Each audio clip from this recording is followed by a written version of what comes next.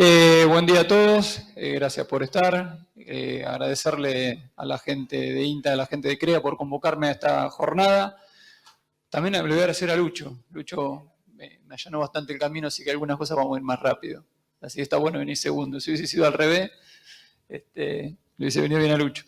Bueno, un gusto. Juan Martín Enrico, estoy en INTA Oliveros desde el año 2002. Estamos llegando a la 20 campañas ya, estamos poniendo viejo. Y iba a arrancar, a ver, ya más o menos tenía preparado algo, pero hoy a la mañana me acordé de algo que había leído en una página que todos los investigadores van subiendo sus publicaciones, y esto, cómo marca la campaña esta que se nos viene. Uno de los artículos más bajados y leídos de los últimos tiempos es un artículo de mi colega Silvina Bacigalupo de Oliveros, y le voy a leer el título, porque vamos a seguir enmarcando la charla en este sentido. Variación del rendimiento de soja en función del contenido de agua útil a la siembra del cultivo en el sistema de siembra directa del sur de Santa Fe. Uno de los artículos que más se ha bajado y leído en estos últimos meses. Bueno, marca la clara de lo que tenemos por delante y qué se nos viene. Bueno, esta es la hoja de ruta para esta charla de más o menos 40 minutos. Vamos a hablar un poco qué es de intensificar, ¿sí? Rotar, fertilizar un poco más. Vamos a meter el ambiente antes de elegir la variedad. Vamos a ver qué se puede hacer a nivel de manejo del cultivo, a nivel de rotaciones, tecnología de fertilización. Después vamos a mostrar tecnología de procesos, más tecnología de insumos, unas experiencias que tuvimos con la gente del IMNI y Kansas State. Después vamos a hablar de fechas de siembra y si es tan sencillo elegir una fecha de siembra y cultivar. Y después, obviamente, vamos a cerrar mostrando data de la Rexo y de la red de cultivares del Centro Sur de Santa Fe que llevamos adelante con Silvina en Oliveros, con Silvina Bacigalupo. Bueno, básicamente la intensificación sustentable está acompañada de, obviamente todos queremos incrementar la producción a nivel de cultivo y sacar los mayores quintales posibles, pero hacer una intensificación sustentable significa incrementar la productividad del sistema, hacer un uso eficiente de los recursos, y es básicamente lo que siempre hemos apuntado, ¿no? Y primariamente nos habíamos olvidado un poco de mantener el recurso suelo. Gracias a Dios nos hemos volcado mucho a investigar cómo era ese sistema de producción y cómo estamos afectando la calidad del suelo. Y últimamente hay mucha información, los últimos años, gracias a Dios, ha abundado la información para ver cómo intensificar la producción para seguir con el objetivo de rendir y obtener buenos rendimientos, pero reduciendo o minimizando el impacto de los procesos de contaminación para al mismo tiempo incrementar la biodiversidad. Entonces, objetivo de rendimiento, pero tenemos que integrar el ambiente, que ya lo describe bien para esta campaña Lucho. Tenemos que elegir la genética y las prácticas de manejo.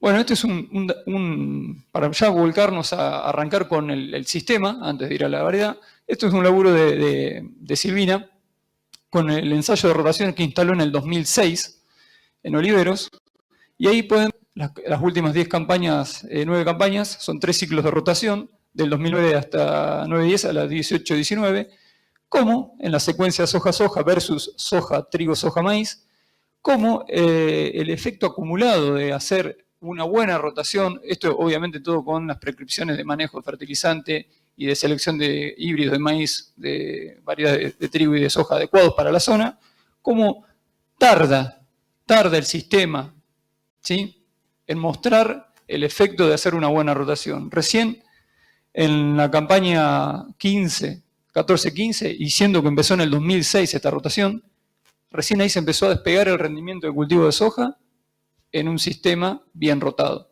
Es decir, se invirtió mucho durante un montón de tiempo y se pagó. Entonces siempre, y lo tienen a la derecha en el gráfico B, cómo a partir de esa campaña 14-15, de a poquito, hacer bien las cosas en un suelo que no les conté, en un suelo que estaba completamente degradado, ahora vamos a ver imágenes de eso, a nivel físico y químico, cómo, partiendo de una situación bastante problemática, de mucho maltrato al recurso suelo, comenzamos a revertir con buenas prácticas de manejo, con buena rotación y seleccionando, obviamente, buenos híbridos y cultivares a favor de hacer bien las cosas. Y además de rotar bien, hay que fertilizar bien.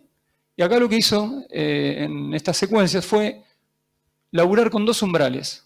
Un umbral que se venía trabajando tanto en trigo como en maíz, un umbral menor, de 92 kilos en trigo y de 137, y apostar a fertilizar un poquito mejor esa secuencia. Y a los cereales. Y lo que veo, obviamente, una respuesta en ambos cultivos. Fíjense ese incremento en maíz del 6%, en trigo del 10%, en la secuencia soja, trigo, soja, maíz. ¿Pero qué encontró? Que a la soja que no era fertilizada, ¿sí? Fertilizar bien los cereales también tenía un plus en esa soja. Tiene un aumento por la mejora en el sistema, de un 8 y un 5%, sin haber fertilizado, obviamente, con nitrógeno ese cultivo, solamente los cereales.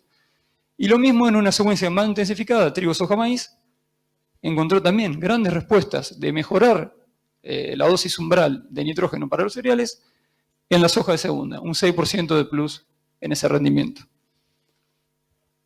Y este era el suelo en el cual arrancó el ensayo, en el 2006.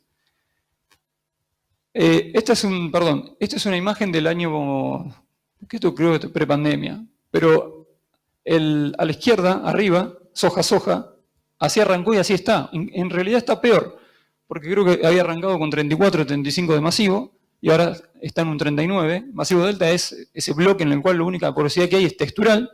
Y fíjense con la rotación, con la intensificación de poner más cultivos por año, o cultivos de cobertura, en este caso era un trigo que se sembraba y se secaba en forma temprana. Ahí tienen el cultivo de cobertura, soja, cultivo de cobertura, soja. Es decir, se descompactó biológicamente, con raíces. Acá no hubo ninguna herramienta mecánica que descompactara. Se metió más cultivos, más actividad biológica, más raíces, y mejoró esa variable de masivo delta, se redujo. Entonces, también lo vemos en la infiltración. Hoy por hoy estamos en esa condición, tenemos menos de 200 milímetros de agua útil. En los modelos de regresión, si bien el agua útil no era una variable que quedaba con el rendimiento, sí era la infiltración, ¿sí? La conductividad hidráulica a saturación, era una variable que estaba directamente ligada al rendimiento. Entonces, conozcamos cómo es la calidad de nuestro suelo, porque la oportunidad de darle un mejor ambiente va de la mano con la elección de la fecha de siembra y cultivar. Más allá de que estoy de acuerdo 100% con el hecho que es un año para atrasar y lo vamos a seguir viendo de ahora en adelante. Pero saber cómo estamos con la conductividad hidráulica es vital en esta campaña para poder hacer una selección del cultivar y el manejo. Esta es la foto de este último año en oliveros de ese ensayo que les mostré. Es el mismo cultivar, un cultivar 4 largo, que es lo que mejor se adapta a nuestra zona, sembrado principios de noviembre, y lo que están viendo es el efecto de la rotación. Yo lo pedí a Silvina, pero este año volamos un dron y le sacamos muchas fotitos, y la verdad que es impresionante. No tengo que decir nada, está a simple vista. Lo que está más verde es la soja que viene mejor rotada. Y ahora van a ver cuánto más rindió. 31% más entre la soja, que tiene un índice de identificación monocultivo, 0,39, versus la secuencia más intensificada, rindió 31% más. No fue una buena campaña, pero creo que cualquiera de ustedes va a querer tener 31% más de kilos en la tolva. Entonces, vamos a elegir el mismo cultivar para un suelo que viene bien que para un suelo que viene mal, y calculo que no. Al menos no, la lógica no diría eso. Pero está bueno rotar, está bueno intensificar, pero este es un laburo de María Elena Lago. No hay que perder de vista las enfermedades que permanecen en el rastrojo, como es la muerte súbita. Entonces, me adelanto, pero este es un lindo dato que se lo robo a Mariel siempre. Vamos a elegir un buen cultivar, pero si venimos haciendo bien las cosas, acordémonos que esta enfermedad en buenos ambientes siempre prevalece. Fíjense, ambientes rotados, con cultivo cobertura, es decir, tener un rastrojo siempre, o la mayor intensificación, soja, trigo, soja, maíz, cultivo cobertura, siempre prevalece la enfermedad. Así que no perder de vista el tema que cuando seleccionemos el cultivar, miremos en la cartilla que nos da la empresa cómo es el comportamiento a muerte súbita. Y en esta campaña en particular, que va a ser ya pintas para seca, también ten en cuenta cómo se comporta cancro. Es otra información que nos dan los criaderos. Leer en la cartilla cómo es el comportamiento a cancro. Porque hemos visto grandes pérdidas de rendimiento por cancro. Bueno, esto es lo que le quería, rápidamente un ensayo que ya tiene unas campañas hechas. Queríamos probar cómo era esto de la tecnología de proceso y la tecnología de insumo y cruzarlos. Básicamente, el estudio era ver cómo contribuyen las prácticas de manejo, densidad, espaciamiento, selección de fecha de siembra, cruzado con la fertilización, básicamente. Y eso es lo que hicimos. Planteamos 4 situaciones. Las prácticas frecuentes, una fertilización recomendada dentro de las prácticas frecuentes, una intensificación del manejo y la misma intensificación del manejo, con agregado fertilizante. ¿Qué hicimos? Bueno, planteamos una fecha más bien de mitad de noviembre en adelante. Si lo queremos expresar en forma más sencilla, una práctica defensiva, una táctica defensiva y una táctica ofensiva. Y ahí tenemos, elegir un grupo 4 largo, incluso en algunos años elegimos un 5 corto, más o menos lo mismo, versus elegir una fecha de siembra más temprana, primera de noviembre, elegir un cultivar de altísimo potencial de rendimiento. Cuando hicimos esto, esta variedad había ganado la red de oliveros.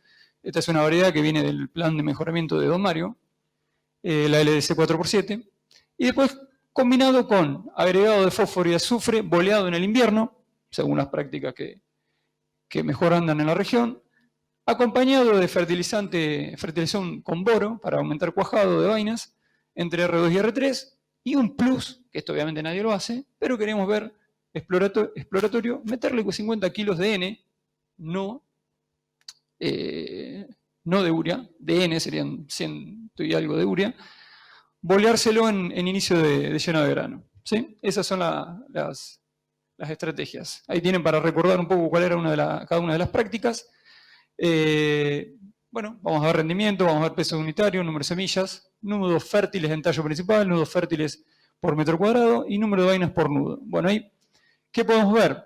No tuvimos efecto de tratamiento, es decir, más o menos rindió parecido. Esa campaña dentro de todo fue bastante buena, fíjense los rendimientos para oliveros 48, 49 quintales es muy bueno, pero hicimos un contraste, es decir, quisimos contrastar lo que sería la táctica más defensiva versus la más agresiva, que sería PF versus IMF. Y ahí encontramos que había diferencias. Y que esas diferencias estaban dadas básicamente por el número de semillas. Con la táctica agresiva incrementábamos el número de semillas que habíamos fijado, no había gran cambio en el peso de 1000, y eso eran 300, casi 360 kilos. ¿Sí? Entonces, había un plus en manejar mejor, adelantar fecha, en acortar distanciamiento, en incrementar la fertilización, el manejo de la fertilización. Hay un plus en los extremos. Este ensayo continúa por lo mismo que les mostré que vimos con el ensayo de Silvina. Los efectos en el sistema tardan mucho en expresarse. Entonces, por ahí ahora no estoy captando en el rendimiento de cultivo porque estoy recomponiendo un lote que es un lote que está en la entrada de la experimental, un lote, les diría, peorcitos en calidad ambiental, tardan en expresarse. Pero si ya tempranamente, después de 2 ciclos, encontramos 3 quintales de diferencia, creemos que vamos por el camino adecuado. Y básicamente el número de semillas, por cómo está la ecuación, ¿por qué tengo más número de semillas? Básicamente no viene tanto por la tasa de crecimiento, que es muy similar, ahora lo vamos a ver, viene por una cuestión de eficiencia de cuaje a favor de la táctica agresiva, de sembrar más temprano y elegir un cultivar de alto potencial. Y ahí lo tienen. Ahí tienen la duración de periodo reproductivo temprano, más o menos no hay diferencias. Fíjense la tasa de crecimiento. El valor con 150 kilos de materia seca por día estamos en el umbral de tasa. Crecer más, es decir, meter más materia seca que eso no tiene relación con el rendimiento. Me quedo corto y crezco a menos de 150 kilos de materia seca por día y ahí sí penalizan el rendimiento. ¿Tá? Entonces, acá estaba logrado, medio justiniano con la táctica agresiva, con la LDC. Y fíjense que lo más importante, ese que es eficiencia de cuaje, sembrar temprano aumenta esas semillas por gramo. Y más o menos esos 165 kilos de materia seca por hectárea por día nos estaban tirando unos 30 kilos de vaina. ¿Tá? Ahí está el tema. Somos más eficientes en lo que producimos en transformarlo en semilla. Bueno. Ahora voy a ir un poquito más rápido porque Lucho me ahorró trabajo. Vamos a ver el tema de fecha de siembra, en qué fecha voy a sembrar, qué grupo de cultivar voy a elegir, vamos a elegir, cuál es el espaciamiento y qué densidad utilizar. Y todo esto asociado a productividad de lote. Bueno, este es un laburo que armamos con Silvina, evaluando 20 años de la red. La red ya tiene 25 años de vida. Y lo que hicimos fue separar en cada campaña el ambiente que más rindió, el que menos rindió y el del medio, el ambiente promedio. ¿Sí? Entonces se caracterizó a lo largo de esas 20 campañas los mejores ambientes, los peores y los promedios de esos 20 años. Y obtuvimos que en la red exploramos ambientes de 50 quintales, más o menos cercanos a 38, y los peores de 27 quintales. La red de oliveros, para que se den una idea, va desde el centro, más o menos Las Rosas, Galvez, ahora hemos incorporado San Vicente, hasta la zona acá de Venado Tuerto. Y en esa caracterización tenemos una brecha ambiental de 22 quintales.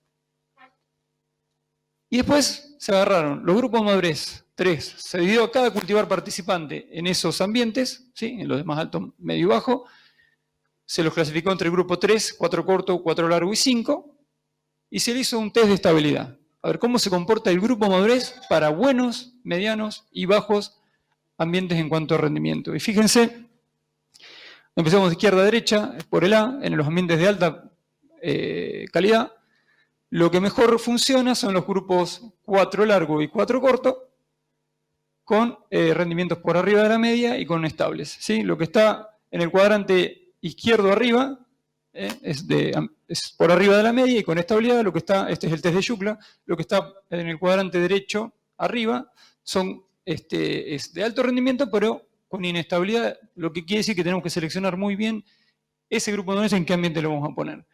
Y a medida que nos caíamos, ¿sí? Esto de la serie de los 20 años, a medida que nos caímos en la calidad del ambiente, sobre todo en lo que es el ambiente de menor producción, ahí tomaba más relevancia el 4 largo y empezaba a mejorar el 5. Esto tiene 20 años. No hay que olvidarse que evolucionó el manejo del cultivo en 20 años y los grupos 5 que están metidos ahí los primeros años eran 5 muy largos. ¿Sí? No son los 5 que estamos manejando ahora de 5.1, 5.2, como mucho un 5.3. Eran 5.6, 5.8, 5.9, hasta incluso algún grupo 6. Cuando, no los voy a mostrar acá, pero cuando se hizo este mismo análisis, pero con los últimos 10 años en los cuales quisimos tener en cuenta esa mejora en el manejo, el grupo 5 pasó de estar ahí abajo a la derecha, por debajo del rendimiento medio y encima de inestabilidad, a ubicarse arriba, ¿sí? En el cuadrante de arriba, es decir, tiene alto rendimiento y sigue siendo inestable. ¿Sí? Mejoró un poco la estabilidad, pero tiene buen potencial. ¿Qué es lo que nos está pasando hoy en día con los grupos 5 cortos? Las empresas nos están brindando buenos materiales con buen potencial, solamente hay que saber dónde ponerlo. ¿Está? Y esto es lo último que salió. Este es un trabajo de Guido Di Mauro, de GDM, en concordancia con todos los autores que están ahí abajo, son todos colegas ecofisiólogos de soja, de distintas zonas del país. Está Diego Santos, Sebastián Suil, Marquitos Murgio, y gente de Don Mario. Está Jerónimo, Esbiden, está Normita Arias en Entre Ríos, el Ale Carrió. Bueno, había un objetivo claro, que era que no tenemos un mapa de GDM en el país. El mapa de GDM que fuimos a estudiar a la Facu era el de Pascale, que básicamente era invertir lo que habían hecho los yanquis, darlo vuelta y ver por franjas latitudinales cuál era el mejor grupo de madurez para cada zona. Bueno, ahora esto salió, fue aprobado el 30, por eso lo estoy presentando. Antes de ayer fue aprobado este trabajo científico, por eso ahora ya lo estamos divulgando. Bien, esto es new. Y lo que hizo Guido fue, con una enorme base de datos de don Mario, más la que aportamos desde el INTA, por eso es un trabajo conjunto, unir a los grupos de madurez ganadores en cada sitio. Esto es hoja de primera, ¿no? Acá solamente es hoja de primera, es hoja sembrada de primera en fecha óptima. Y lo que están viendo es la isolínea del grupo ganador en cada zona. Y lo que están viendo a su derecha el grupo madurez óptimo, maturity group óptimo. Es el ganador, no necesariamente es el que por ahí se ajusta mejor a su ventana de crecimiento. ¿Por qué? Porque este laburo tiene en cuenta el tipo de suelo, tiene en cuenta la isoieta, ¿sí? Las precipitaciones, y encima está separado por fases. Tenemos a la izquierda todas las fases, toda la base de datos. Niña, este es el que más le va a interesar a esta campaña. Tenemos la fase neutra y tenemos la fase del niño. ¿Sí? Entonces, centrémonos en la fase niña. Y acá está el grupo madurez ganador, es decir, no hubo nada mejor que ese grupo madurez en esos ensayos. Así que esas líneas van uniendo sectores en los cuales había todos los grupos madurez sembrados, había muchos ensayos con todos los grupos madurez y pescaban el que había ganado. Fíjense, en el sur de Santa Fe, analicemos la bota y comparemos con el niño. Fíjense cómo hay un corrimiento. ¿Sí? Nos corremos hacia el centro con los grupos madurez, que sí que ya nos está diciendo que esta campaña, con esta información, hay que sembrar, hay que levantar el grupo madurez. Ahora vamos a interactuar un poco. Levanten la mano, porque Lucho lo dijo, venimos de 2 niñas. ¿Quién cambió el manejo sabiendo que veníamos para la segunda niña? ¿Quién cambió el manejo? ¿Quién atrasó fecha o levantó grupo? ¿Sí? Los rendimientos fueron dentro de todo buenos, pero estuvieron lejos del potencial. Pero esto está apoyando esa línea. Hay que levantar el grupo. Encima tenemos poca agua, esa poca agua se linkea a la conductividad hidráulica, a esa calidad de suelo. Hay que levantar el grupo y protegerse, estrategia defensiva. Asegurar 38, 40 quintales y no ir a buscar los 60, 70 que te pueden dar estos ambientes. Yo, encima, discúlpeme, tengo una clara influencia futbolística, soy estudiante de La Plata, y tengo la filosofía de que hay que ganar, ganar, ganar. 1-0, con la mano, en offside, no importa. ¿Sí? Y a nivel productivo lo mismo, no hay que perder. Porque acá sí se la juegan mucho. Entonces, fíjense los grupos 3, esto me encantó. Grupos 3 quedan segmentados solamente, ganan en un sector muy, muy chiquitito, bien en el centro de la provincia de Buenos Aires. Y después estamos hablando de grupo 3,5, 4, 4,5, los colores van variando. Y para la zona del sudeste santafesino, sur santafesino, podemos estar hablando del famoso 4,5, 4,6, 4,7, se sigue comportando bien en toda la zona de Rufino, Venado, pero más para arriba, en la fase niña, y de hecho este trabajo lo determinó, en la única zona que realmente el cambio de fase es significativo es en el litoral, que es la zona de Uruguay y Entre Ríos, ahí sí o sí hay una diferencia significativa en el comportamiento, y un poco en el sudeste y noreste de la provincia de Buenos Aires. Ahí claramente hay que pegar volantazo, levantar grupo, y estamos hablando de levantar grupo en una fecha común. Tenemos la otra estrategia de levantar y atrasar. O, si viene el año bien y tenemos la lluvia adecuada a principios de noviembre, directamente levantar. Sigo sembrando en la misma fecha, pero levanto el grupo madurez y se terminó. No pierdo la oportunidad de siembra, pero levanto el grupo madurez.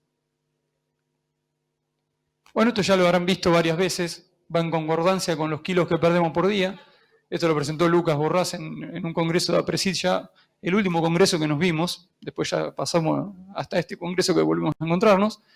Y qué interesante el tema, más allá de la pérdida de rendimiento desde mitad de octubre en adelante, es el de la derecha, porque en esta condición, esos esos milímetros entre enero y marzo asociados a rendimiento, fíjense cómo la línea punteada negra en el gráfico de la derecha va creciendo con cada milímetro de más que me va a llover en ese periodo de enero. Bien, acá me están marcando el tiempo. Vamos a tener un mejor comportamiento en cuanto al rendimiento del cultivo, ¿sí? Las precipitaciones en enero-marzo van a ser vitales. Nada, es viejo, pero es a modo informativo de que cuando elijamos un cultivar, tratemos de tener información de cuál es realmente, porque uno tiene un valor medio en la cabeza, 35 kilos pierdo por día, pero lo pierdo con cualquier cultivar, con todos los cultivares, no necesariamente. Hay cultivares que tienen un platón muy grande, que cambian poco y nada el rendimiento, ¿sí? Y puedo estar 20 días esperando a sembrar sin perder gran cantidad, eso es lo que quise mostrar ahí. Fíjense, Don Mario 4970, no era el cultivar de mayor potencial, pero sí podía ser sembrado durante casi un mes, que prácticamente su potencial no cambiaba, y otros como por ejemplo el 3810, cada día que pasaba le dolía un montón por el tipo de planta que era, por el desarrollo que tenía, por el periodo de emergencia floración más corto, y así sucesivamente. Bueno, distanciamiento, rapidito. Esta es la curva teórica típica de lo que habría que hacer. Franja central de noviembre, con 52 te alcanza para cubrir surco. Te moves de noviembre, por lo que mostraba en las curvas de crecimiento de altura de Baigorri y recién Lucho, vas a perder, si adelantás o si atrasás, vas a perder desarrollo en la planta, todo por efecto del termofotoperiodo. Entonces ahí vas a tener que manejar el distanciamiento de otra forma, achicándolo y también manejándolo de acuerdo con la densidad. Y lo otro que ven a la derecha, abajo a la derecha, es más viejo, yo creo que estaba jugando con los autitos. Lo hizo el doctor Andrade, y básicamente es un gráfico que relaciona cómo se relaciona el incremento de la captura de la radiación con el incremento del rendimiento. Entonces, si yo achico distanciamiento y logro captar más radiación, ahí voy a tener más rendimiento. Ahora, si elijo una fecha de siembra y un cultivar que por sí solo va a llegar a cubrir el surco en R3, achicar no tiene sentido. Al contrario, después nos tratan de lechuguero, porque vamos a construir 5, 6, 7 nudos sin hojas. Y una hoja alimenta uno para arriba y uno para abajo. No lo dije yo, lo dijo Dennis Haley. Entonces, hoja que se cae, ese nudo, prácticamente si no tiene algo que lo alimente muy cercano arriba, pierde la vaina o no cuaja. Y hay una cuestión que nos la brindó hace muy poco, bueno, ya no tampoco Álvaro Quijano, que la calidad de la luz influye en el canopeo. El rojo lejano y el azul. Entonces en el cuajado eso también tiene en cuenta. Si yo cierro muy temprano y no me quiero meter en el terreno para las malezas, que básicamente hoy se achicó el entresurco para lograr mejorar la competencia con las malezas, hay que saber que los primeros nudos van a estar vacíos. Bueno, esto lo voy a pasar más rapidito porque me mostraron cartel de 5. Nada, que el espaciamiento es cultivar dependiente. Hay cultivares que le duele no achicar y hay cultivares que no. Esto es viejo, pero busquen la información. Debería haber la información de la cartilla del cultivar si se adapta o no al manejo del espaciamiento. Hay cultivares, y se está dando mucho, que son un palito. Y son un palito a 52, y son un palito a 35, y son un palito a 26. ¿Por qué? Porque no tienen capacidad de ramificación. Entonces, conocer si es bueno o mal ramificador es importante a la hora de la máquina que voy a usar para sembrar. Y básicamente lo que les decía recién, estas son fotos de ese ensayo que se hizo en el 2010, de lo que les mostré recién. Fíjense, 3, 4, corto, largo y 5. En R3, ¿sí? Sembrado a 26, prácticamente logré cubrir el surco con todos los cultivares. Seguramente en el grupo 5 estoy rosqueado. Me pasé, no era necesario. Y fíjense abajo, a 52, ya el grupo 5 estaba con un 76% de intercepción. Entonces, tener en cuenta, y en un ambiente muy malo, en un ambiente como Oliveros que es bastante chacreado. Perdón, me estoy metiendo un poquito en el rubro. Pero lo quería mostrar. Este es un laburo que hicimos con Juan Carlos del manejo cultural de malezas, que esa es la parte que me gusta a mí. Ver cómo funcionan los cultivares como una herramienta más. nada más que como una herramienta más, ayudar a la parte de manejo de los agroquímicos. Y lo que están viendo ahí es cómo el espaciamiento ayuda a competir, achicar, ayuda, y pierdo menos. ¿Sí? Si achico surcos, el efecto de las malezas en detrimento del rendimiento es menor. ¿Cómo se hizo esto? Se sembró todos esos cultivares que habían visto, se hizo un barbecho y después no se le aplicó más nada. Ese año, me acuerdo, se tapó digitaria. Bueno, el efecto que ven de pérdida de rendimiento es de digitaria. Y fíjense, obviamente un surco a 70, el efecto de la digitaria fue mortal. Se llevó el 50% del rendimiento. Y a 26, como la soja permitió competir bien con la maleza, perdimos menos. Este es un trabajito nuevo, son 4 cultivares bastante sembrados en la zona, y el índice de agresividad, que va de la mano de qué tan bien o qué tan mal compiten. También una forma de ayudar al manejo cultural. Y lo que tenemos es un genotipo año en este caso. Hay cultivares que tocan 4660 o Nidera 4309, y hay otros que, según la densidad, porque tuvimos diferencia de densidades, muy buenas y altas densidades en la campaña 19-20 y bajas densidades en la campaña 21-22, según la densidad lograda, todo a 52, todo sembrado tarde, ¿sí? Última quincena de noviembre, según la densidad, pudieron pelear mejor o peor.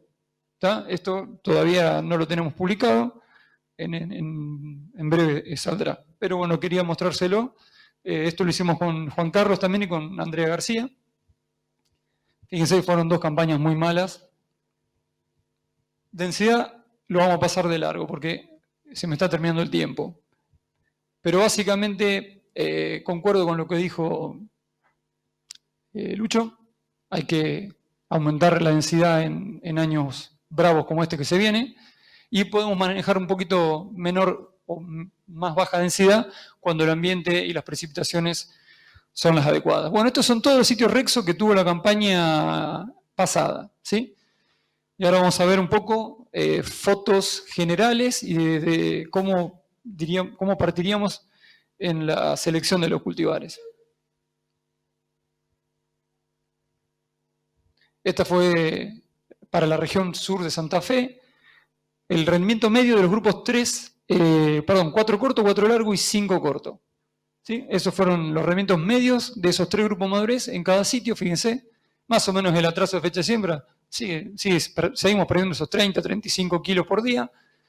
Y no hubo diferencias casi entre sitios cuando analizamos todo menos oliveros de segunda. De hecho, una de las penalidades que tienen todas las redes es que tenemos pocos sitios de segunda. En la Rexo, en la red Olivero, en la red CREA, lo vi recién, tenemos poca información de sitios de segunda. Se ve que cuesta sembrarlo. Estamos todos enloquecidos, queremos terminar de cosechar el trigo, sembrar, estamos sembrando maíz tardío, se complica y es una penalidad que, de hecho, siento que tenemos poca información para brindar, para seleccionar bien un cultivar en fechas de segunda. Bueno, y ahora voy a hacer una cuestión, no diría jocosa. La carrera de no ganadores, ¿qué es esto? En el 88 el Tano Pernía, no sé si lo conocen, jugador de Boca aguerrido, los más veteranos que pintan canas seguramente sí, se dedicó a correr en el TC, y en el 88 ganó una carrera de no ganadores, que era una carrera que se dedicaban a promocionar a aquellos que no tenían altos presupuestos para ver si podían alcanzar a entrar en el mundo selecto de los ganadores. ¿Y qué analogía quiero hacer con la Rexo? Bueno, por una decisión del comité de las empresas a retirarse Bayer, se retiraron las IPRO. Entonces lo que vamos a ver ahora de resultados, yo le llamo una carrera de no ganadores, porque nos sacaron las IPRO, y como todos saben, la mejor genética había sido puesta en los últimos años en las IPRO. Entonces, tenemos un análisis de datos sin IPRO. Entonces vamos a ver lo mejor que hay en las RR y en las ENLIS, pero no están las IPRO. Arrancamos, rápido. Fíjense, ni siquiera le voy a mostrar el grupo 3. Creo que queda claro que esta campaña no es para el grupo 3. Ahí tienen el testigo, 4016, ampliamente difundido, dentro de las 10 variedades que estaban más sembradas en la zona. ¿Qué tenemos bueno? Fíjense, y después además a la derecha, vamos de lo general a lo particular. General, toda la región 2.4 de la Rexo, ese es el ranking, así quedó después de haber sacado las IPRO. ¿Sí? ¿Por qué lo digo? Porque hay muy buenas variedades de IPRO que habrían rankeado allá arriba. Por ejemplo, 40 y 21. Se ubicaron muy bien las acá. Y después les ordené a la derecha, en Venado, en el sitio acá de Venado, cuáles fueron las mejores. Y fíjense, la interacción genotipo-ambiente. Si nos guiamos por el análisis general de todo el sur de Córdoba, sur de Santa Fe, norte de Buenos Aires, nos estamos perdiendo Bio 412, que en esta zona anduvo muy bien. ¿Sí? Si nos quedamos con lo macro, a Bio 4.12 no la perdemos. Entonces, veamos lo macro y vayamos a lo micro. Veamos acá qué es lo que mejor se comporta y después vemos localmente, si tenemos información, lo bueno es si la tenés, si no la tenés, bueno, te quedás con lo macro. Y después el análisis de estabilidad. De todos esos cultivares, que en rendimiento relativo se ubicaron primero, bueno, ¿qué tenemos ahí? Y bueno, que nos quedaron las ACA, nos quedó la versión no y pro de la Don Mario, la 40R21. Tenemos algunas variedades, la 16 EN de Bioceres, seguramente está en trámite de inscripción, por eso tiene ese nombre tan largo. Las Pioneer y obviamente la Don Mario 40R16. Ahí tiene una amplitud, que se ubicaron en Venado. Generalmente la interacción genotipo-ambiente con el mejoramiento genético ha tendido a disminuir. ¿Sí? Los que ganan en ambientes buenos ganan en ambientes medios y normalmente ganan en ambientes malos. Pero la mayor cambio de ranking lo veo en los ambientes malos. Entonces, si tenemos un lote complicado, busquemos cuál es el cultivar más adecuado. Porque si tenemos un lote de buena a alta productividad, la que gana va a ganar siempre. ¿Está? Y ahí tienen los cultivares con estabilidad y buena producción en rojo, en recuadro rojo, y los que están con cierta inestabilidad, con buen potencial pero cierta inestabilidad, en el recuadro verde. Ahí tenemos acá 43A20, 41MC01, CZ, Neogenes del grupo Don Mario. Excelentes materiales han brindado esta campaña, muy recomendable. Sigamos avanzando, lo mismo para 4 largo, 47MC01, cultivar testigo. A la derecha, cómo se ubicaron en Venado. Fíjense nuevamente, ahí tenemos Bioceres 491, que nos la estaríamos perdiendo si no analizamos el sitio. Y Illinois 48.2, Neogen 460, que en realidad tiene otro nombre, ahí, perdónenme, se me pasó corregirlo. Stein 48MC01, 46x1, ahí tenemos un enlis. Con respecto al enlis, lo mejor está por venir, ¿sí? Las mejores variedades van a venir a partir de esta campaña con un plus en el potencial de rendimiento, digamos. Dicho por los propios colegas, están incorporando la tecnología a un mejor pedigree. Vamos al análisis de estabilidad. Ahí tienen, en el grupo 4 largo, hay realmente para hacer, ¿cómo estoy? ¿Ya estoy pasado? Ya termino. Hay para hacer dulce, lo pueden analizar, esta es información que está, pero lo interesante es siempre comparar con el testigo. Hay muchos materiales que ya están superando el testigo y con alta estabilidad. ¿Sí? Y hay muy buenos materiales, ahí están la IS 48.2, la Pioneer, la Neo y la 4458 de Santa Rosa, que muestran cierta inestabilidad.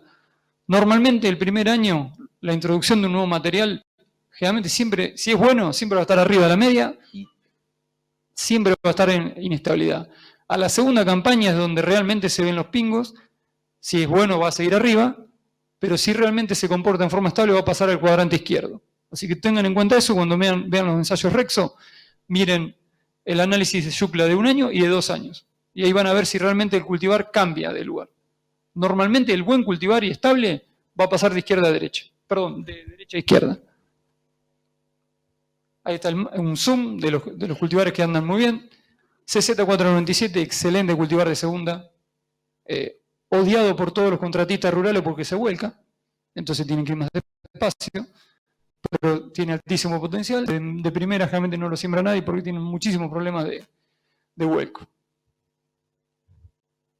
Lo mismo para el grupo 5. Creo que hay que prestar mucha atención a este grupo, a esta campaña, porque tenemos materiales que son 5 cortos, que no se irían tanto de ciclo para esta zona.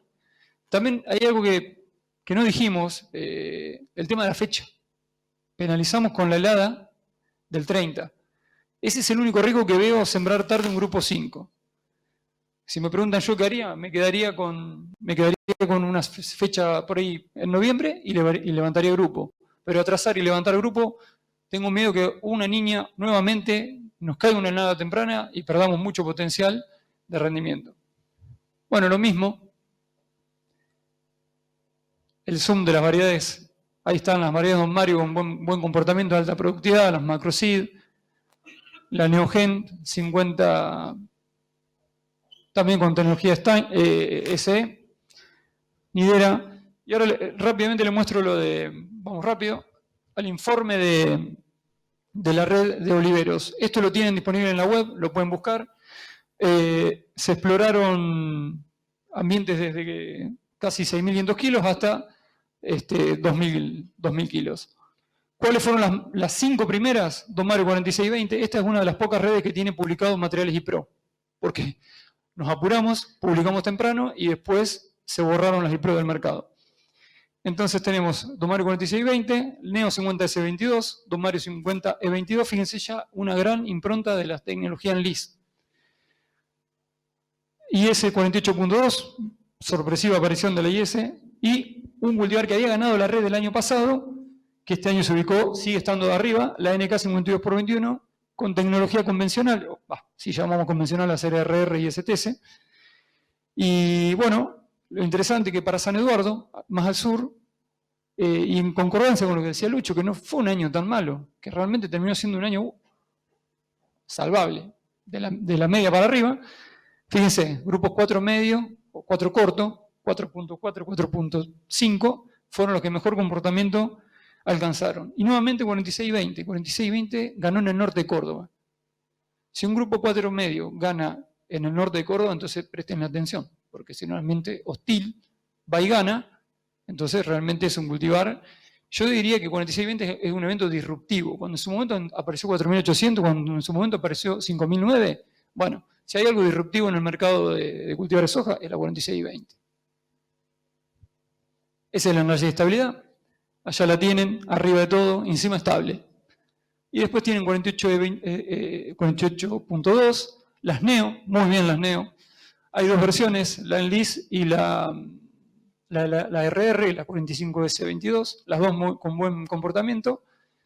Y fíjense que lo interesante de esta campaña es que aparecieron los 4 largos y los 5. Es típicamente porque es el análisis de muchos sitios, 9 sitios, en los cuales en la gran mayoría del centro norte, del centro de Santa Fe, los rendimientos fueron muy malos. Y las fechas de siembra, como son en campo productores, el productor siembra primero, obviamente, y después se siembra el ensayo. Entonces eso hace que el productor siembre temprano, primero día de noviembre, y el ensayo se siembre del 15 en adelante. Entonces fue una estrategia que sin querer ayudó un poquito por la campaña como vino y la distribución de lluvias, ayudó un poco a los grupos más largos. Por eso estamos viendo, hay que interpretar los resultados en el contexto que se dieron. Bueno, un resumen.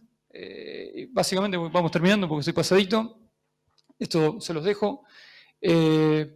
Nada, agradecerle, este es el grupo de trabajo que tenemos en la experimental de Oliveros. Esta es una foto típica de las recorridas que hacemos en la red. Este año nos toca el sur de Santa Fe, así que ahí lo tenemos al compañero Tomás. Prepárate para la foto, te vamos a venir a visitar. Y agradecido y a disposición para las preguntas. Gracias. Bueno.